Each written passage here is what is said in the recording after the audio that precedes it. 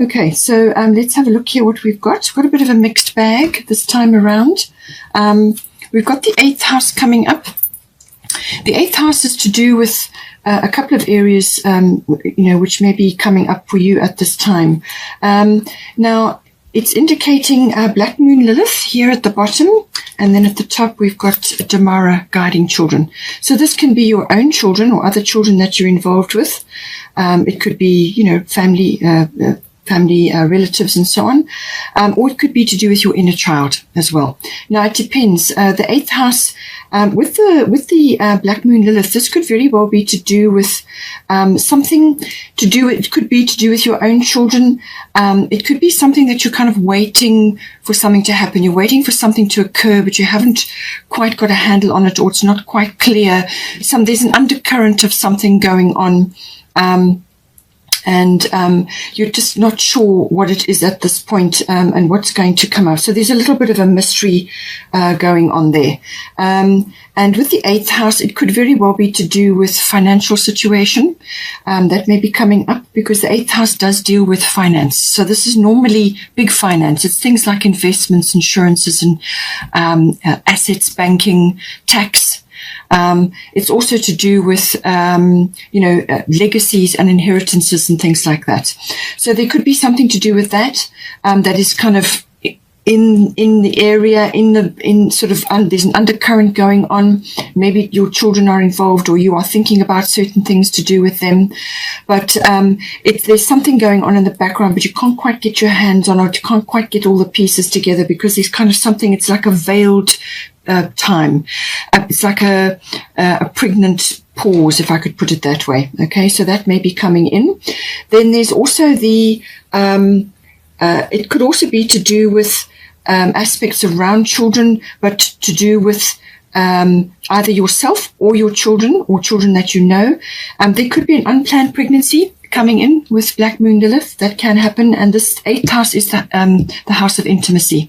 This is to do with sex and intimacy and sexuality in all its forms. Okay, so that can come in. Also to do with unions, So it could also be to do with you and your person coming together in a more committed union. And this can involve issues around sexuality, around finance. Also, if either of you may already have children, there could be issues to do with that, trying to combine families, bringing a blended family in. There could be lots of ways that can come in. But it can also be to do with your own feelings in any one of these issues I've mentioned. And this could be to do with keeping yourself under emotional control. With Black Moon Lilith, sometimes something can come in. It may have nothing to do with actual your children. It could be your inner child that is being affected, all right? And this could be like an angry outburst about something, or some sort of backlash that occurs. Now, this could be from you going outward, or it could be coming in. Now, the Black Moon Lilith is normally about, as I said, emotional control. And this can be that be careful what you say at this time, because there's something that could be said in anger or in bitterness, or a sort of a vengeful kind of a feeling may trigger something, and that could lead to a major blow up, So just keep yourself, emotionally under control. You may have to stand your ground on something in this area. You may have to stand firm about something, but it has also got a very strong rebellious or vengeful feeling about it. It can also be bitterness, or it can be envy. Guilt, shame, any kind of fear as well. Almost like a fear of being overlooked, or a fear of being left out, or a fear of being sort of passed over in some way, shape or form. Now, as I said, this may be to do with family gatherings, and there are children involved, blending families. It could be between you and your partner. It could be in a financial matter. But Black Moon Lilith, that is the warning, just emotional control. As I said, there could be an undercurrent that you're picking up, or something is occurring, or you're waiting for something to come out, something that's going to pop out. But I feel just stay in your compassionate mode. We are entering the month of December, and there's a lot of family gatherings that occur at this time, and all sorts of things can come out. And with Black Moon Lilith, you're going to have to keep yourself on a, in your personal power, but not, letting loose, because it really could upset the apple cart quite significantly. You could have a massive blow up. So just be careful with that. But it could also be that you're just waiting for something to occur in this. But it may also be obviously just between you and your person. It could be an intimacy issue, something like that, or it could be an unplanned birth or pregnancy of some sort that may come in for you or your children. Take it as it resonates.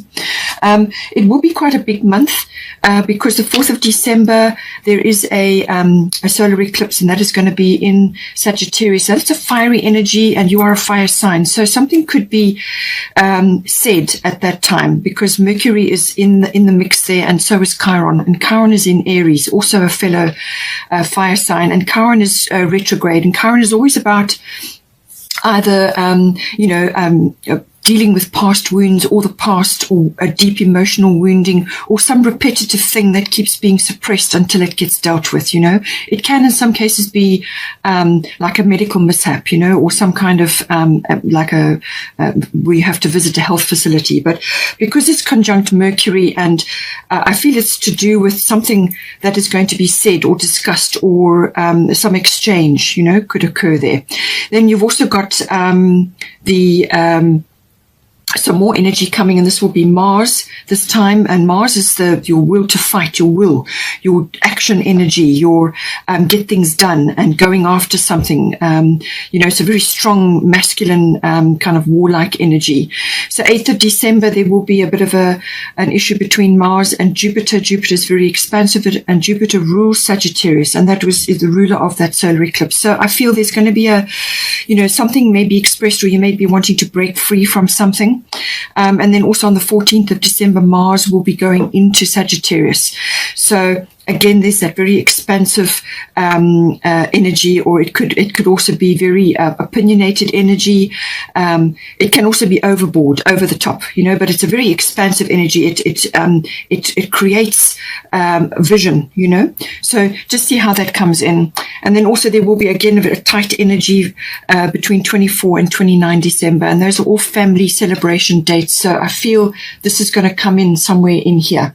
So stay in your compassion energy. Keep yourself reined in, okay? And if there's any drama, just pull back. We'll get to that.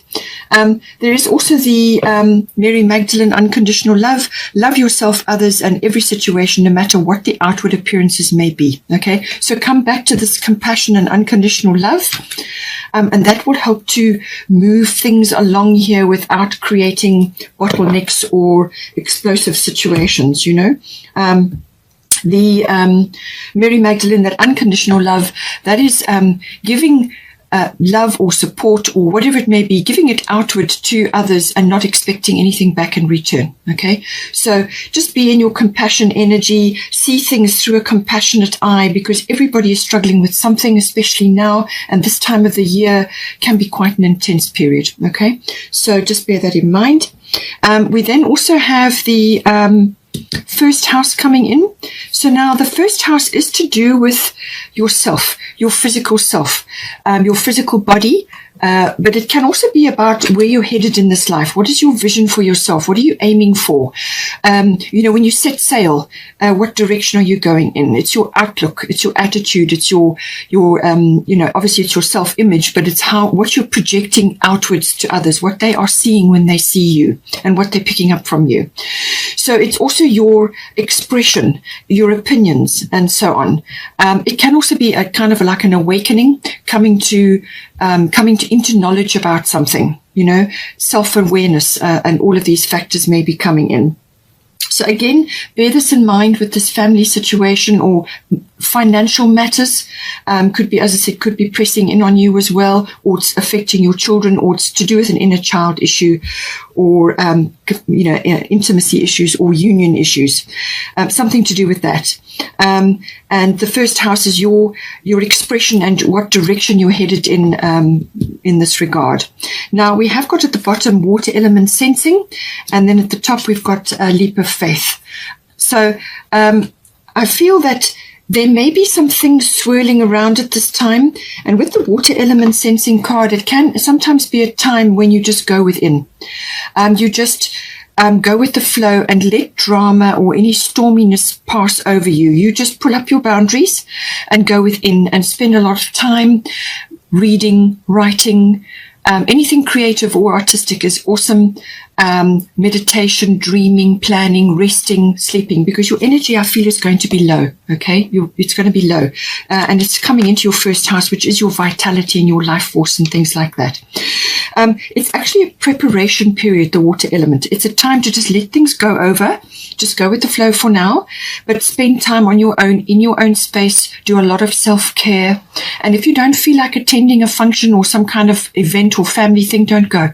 All right. Just stay in your space, in your place, and get busy with your own creative or artistic things, because that will bring you into the present moment, and it helps to connect you to higher consciousness and bring in self-awareness and awakening, which is important. Okay. And it will also help you to coalesce what it is that you're wanting to do going forward, because the water element card can be a pause before action. So this is like a preparation before you move ahead.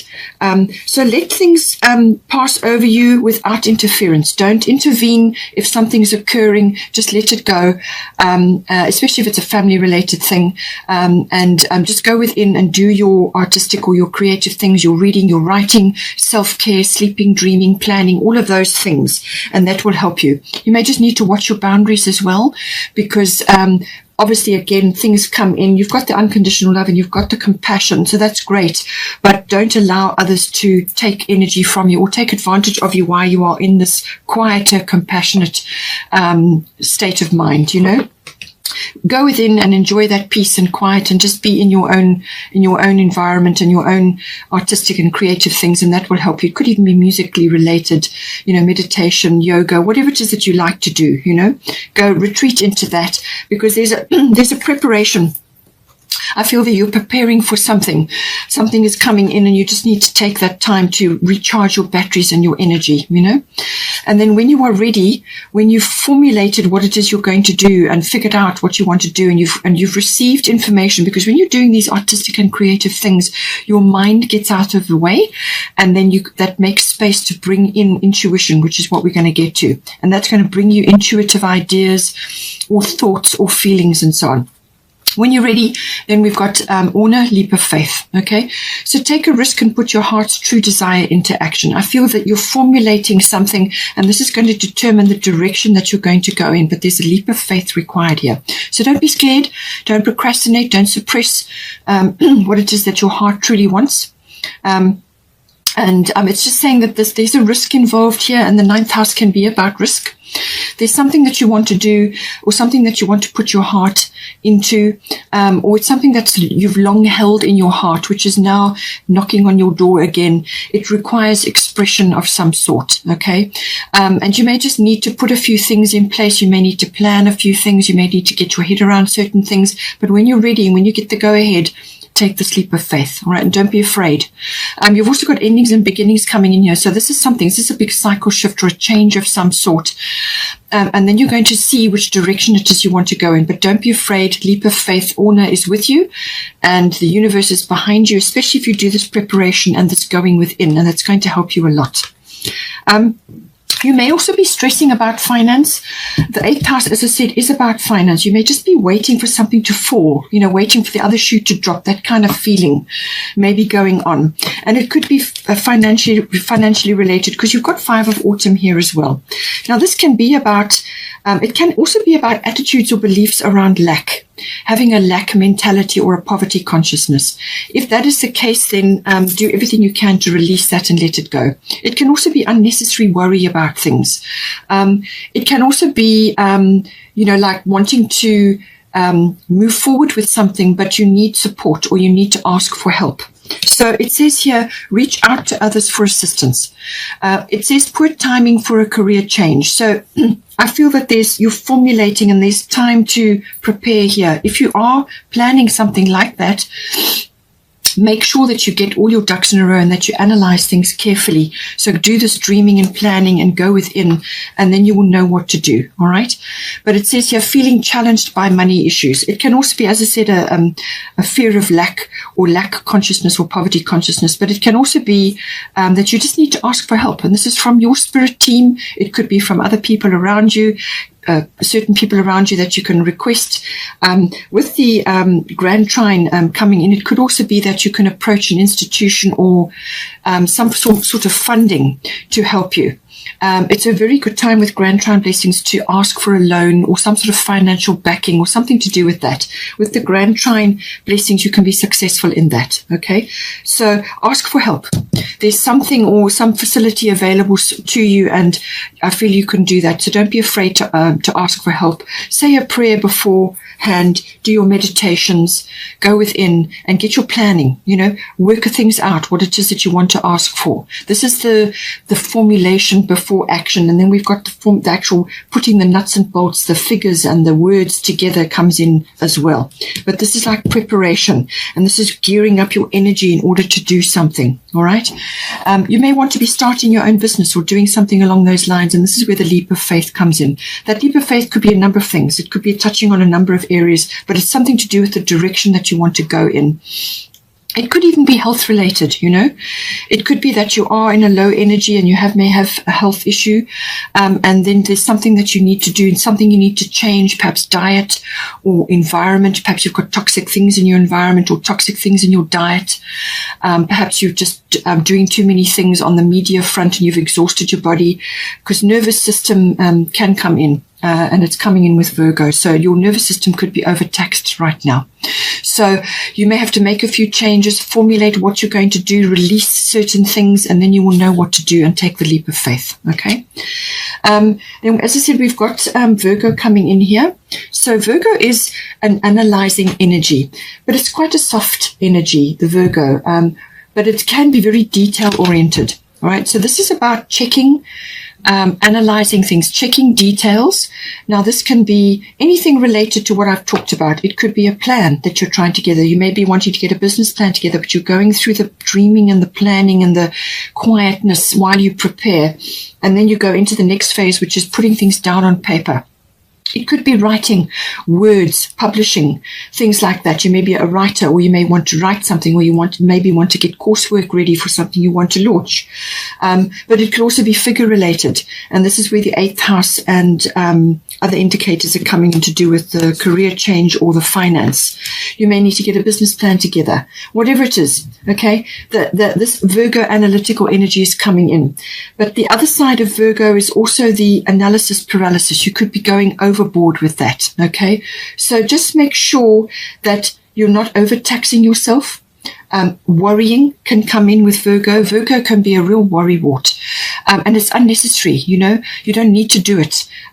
What it will do is it will create a situation like a negative loop where you draw towards you the things that you're worrying about. So don't worry. All right. Rather spend your time in self-care, rest, plan, dream, get things sorted out, but be positive about what you're doing. With the 5 of autumn, sometimes you can have a very negative outlook or a very negative attitude towards certain things. You don't want that. Okay. You want to be positive. Yes, there is analysis to be done, but you're more than capable of doing it. I can see that in these cards here. More than capable. So just apply yourself when you're ready. It's a sifting and sorting energy. The positive, beautiful aspects of Virgo is that being able to analyze things, to look at pros and cons, also to give advice. You may be giving advice to others. Or if it's not advice for your nearest and dearest or for yourself or your family, then it may be very well advice for others. And this is about pros and cons. This is about giving people options. and saying, well, this is what we can do and how this can be done, and this is the plan, that how it will look. So it's that ability to come up with a plan or solutions, or to look at things, sifting and sorting, analysis. Also writing and words, and numbers may come into this calculation, whatever it is. It can also be to do with decluttering. So it may be that somewhere in your environment, whether it's an emotional declutter or a physical, material world declutter, Virgo is very good at that. You may be helping others to declutter as well. So whether this is like through coaching, or whether this is through other intuitive things that you're doing, or practical things, writing or numbers, or however it is, there's some sort of advice that you can give. It's like a service to others. Virgo can very much be about how you can help others, but it certainly is the decluttering. There may be some of that required in your life to make room for new things, to make room for better things, newer things, things that are more suited to you now at this point in your development. Okay.